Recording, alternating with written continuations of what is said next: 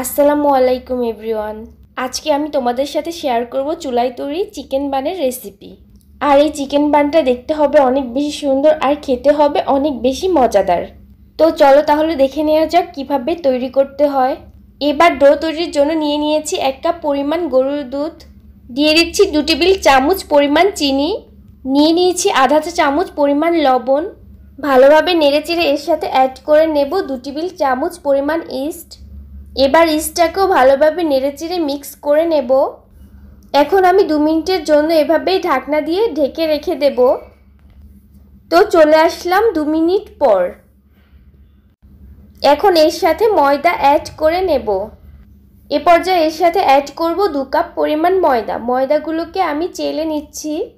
ভালোভাবে ময়দাগুলো চেলে নিচ্ছিলাম। এখন এর সাথে অ্যাড করে নিচ্ছিলাম সামান্য পরিমাণ লবণ। দিয়ে দিচ্ছি 1 টেবিল চামচ পরিমাণ গুঁড়া দুধ। ভালোভাবে নেড়েচেড়ে সবগুলো উপকরণ মিক্স করে নিব। ভালোভাবে নেড়েচেড়ে মিক্স করে নেওয়ার পর এর সাথে অ্যাড করে নেব একটি ডিম। তো ডিমটা অ্যাড করার পর আরেকটু ভালোভাবে নেড়েচেড়ে ডিমটাকে মিক্স করে নেব। ডিমটা দিয়ে দেওয়ার পর এখন আমি এর সাথে অ্যাড করে নেব আগে থেকে জাল দিয়ে রাখা কুসুম কুসুম গরম দুধ। তোমরা চাইলে এখানে দুধের পরিবর্তে কুসুম গরম পানি অ্যাড করে নিলেও পারো। দুধ দিয়ে ব্রেড তৈরি করলে খেতে বেশি ভালো লাগে এবং বেশি পুষ্টিকর হয়। তো আমি এখন ডোটা তৈরি করে নিচ্ছিলাম। আর অল্প অল্প করে দুধ দিয়ে ডোটা তৈরি করবা।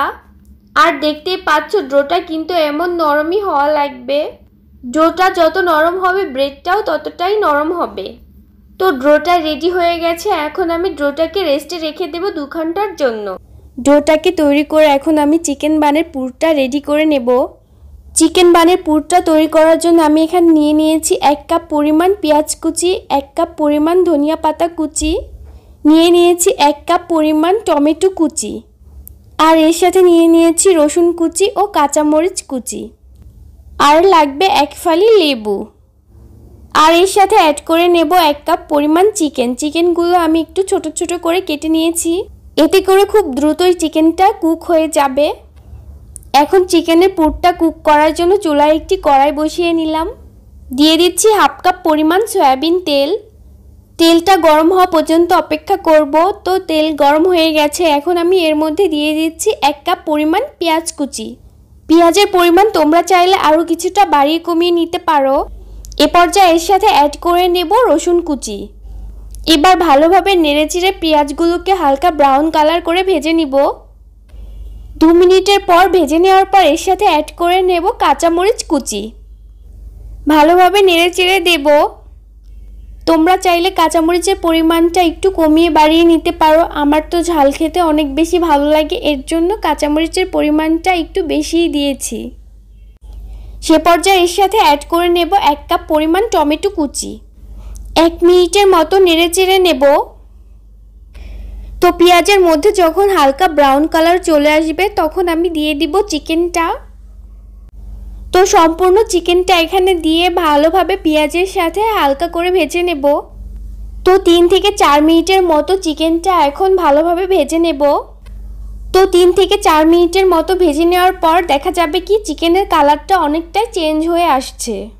তো দেখতেই পাচ্ছ 3 থেকে 4 মিনিট ভেজে নেওয়ার পর চিকেনের কালারটা চেঞ্জ হয়ে আসছে।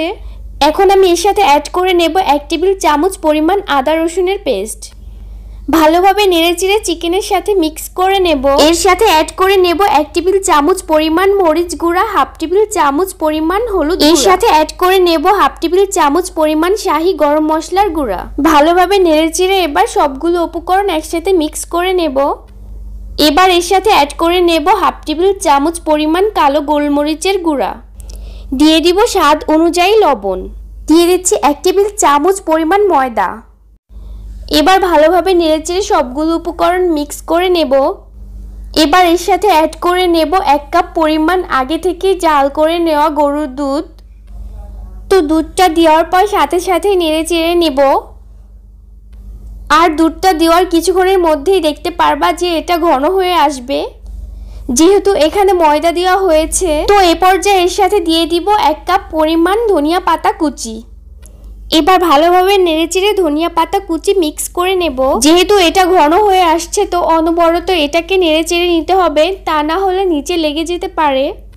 এবার এর সাথে অ্যাড করে দিব 1 টেবিল চামচ পরিমাণ সয়া সস। ভালোভাবে নেড়েচেড়ে আরও 5 মিনিটের মতো কুক করে নেব। এ পর্যায়ে এর সাথে অ্যাড করে নেব 1/2 কাপ পরিমাণ চিজ। সবটুকু চিজ এখানে আমি দিয়ে দিব।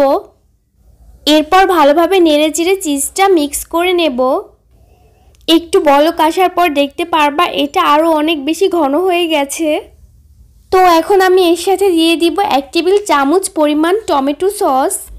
টমেটো সসটা পরে দিলে টমেটো সসের ফ্লেভারটা চিকেনের মধ্যে খুব ভালোভাবেই থাকে, এতে করে খেতে অনেক বেশি ভালো লাগে। তো অনেক ভালোভাবে নেড়েচেড়ে টমেটো সসটা মিক্স করে নিচ্ছি। এ পর্যায়ে চুলার আঁচটা একদম লো করে রাখতে হবে। চিকেনের পুরটা কুক করা হয়ে গেছে। চুলা থেকে নামানোর আগ মুহূর্তে দিয়ে দিব 1 ফালি লেবুর রস। চুলা থেকে চিকেনের পুরটা নামিয়ে নিয়েছি।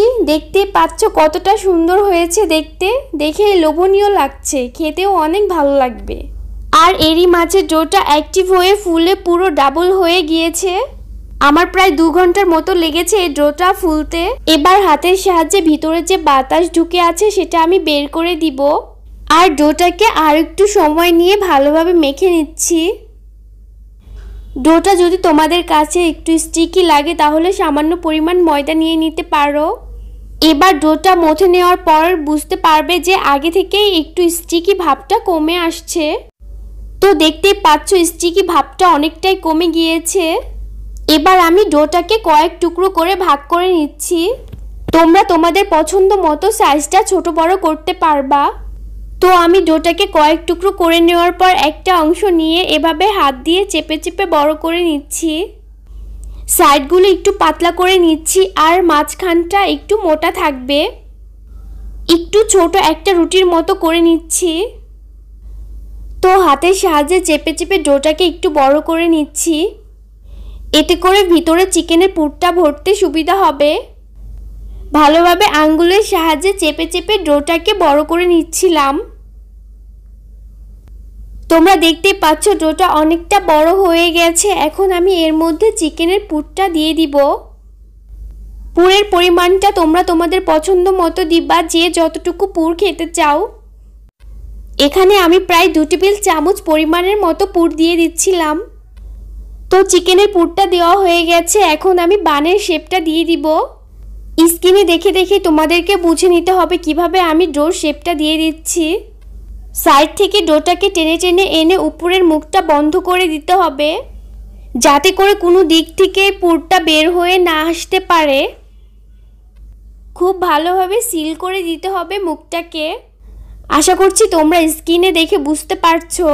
খুব সুন্দরভাবে চিকেনের পুরটা সিল করে দিতে হবে, তা না হলে কিন্তু চিকেনের পুরটা বের হয়ে আসতে পারে। তো এভাবে আমি সবগুলো চিকেন বানের শেপ দিয়ে দিব।